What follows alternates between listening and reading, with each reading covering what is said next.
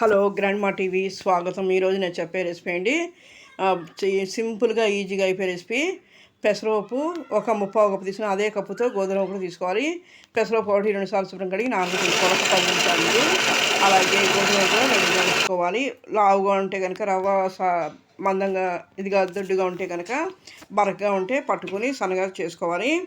అలాగే ఒక క్యారెట్, ఒక పచ్చిమిరపకాయ, 1 ఇంచు అల్లం ముక్క, ఒక 10 మిరియాలు అవన్నీ కూడా రెడీ చేసుకోవాలి. క్యారెట్స్ అనేది రెడీంచుకొని ఈ కరివేపాకు, మిరియాలు, పచ్చిమిరపకాయ కూడా రెడీ చేసుకోవాలి.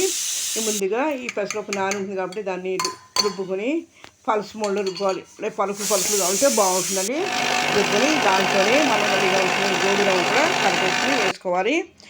కలిపేసుకుని పక్కన పెట్టేసి ఈలోపు మిక్సీలో పచ్చిమిరపకాయలు, కరివేపాకు, అలాగే మనం రెడీగా ఉంచుకున్న అల్లం, మిరియాలు, జీలకర్ర వేసి మొత్తం మిక్సీ పట్టుకుని తర్వాత మనం రెడీగా ఉంచిన క్యారెట్, ఈ కొత్తిమీర తురుము కూడా వేసుకుని దానికి రుచికి సరిపడా ఉప్పు వేసుకుని పక్కన పెట్టుకోవాలి. ఇది ఏంటంటే అప్పటికప్పటికి అయిపోయింది.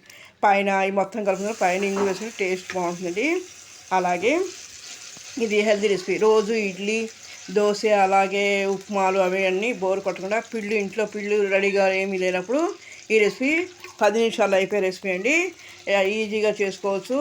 నేను చెప్పిన మెజర్మెంట్కి ఒక 6 అయ్యాయండి. చిన్న ఫ్యామిలీస్ 2 ఉన్న వాళ్ళకి ఇది సరిపోతుందండి. మార్నింగ్ బ్రేక్ఫాస్ట్కి, ఈవినింగ్ డిన్నర్ సరిపోతుంది. అలాగే ఉపవాసాలు ఉన్నప్పుడు కూడా ఉల్లిపాయ, వెల్లుల్లి లేవు కాబట్టి చక్కగా వేసుకోవచ్చు. ఇది మొత్తం రెడీ చేసుకున్న తర్వాత బాండి పెట్టుకుని దాంట్లో ఒక 6 స్పూన్ ఆయిల్ వేసుకుని, ఒక 1/2 స్పూను నువ్వులు వేసుకుని, ఈ పిండి ఒక గరిటె చొప్పున వేసుకుని మూత పెట్టి కాలి మరి సన్నని మంట మీద చక్కగా కాలితే చాలా టేస్టీగా, క్రంచీగా, క్రిస్పీగా చాలా చాలా బాగుంటుందండి. పిల్లల నుంచి పెద్దవాళ్ళ వరకు లైక్ చేస్తారు.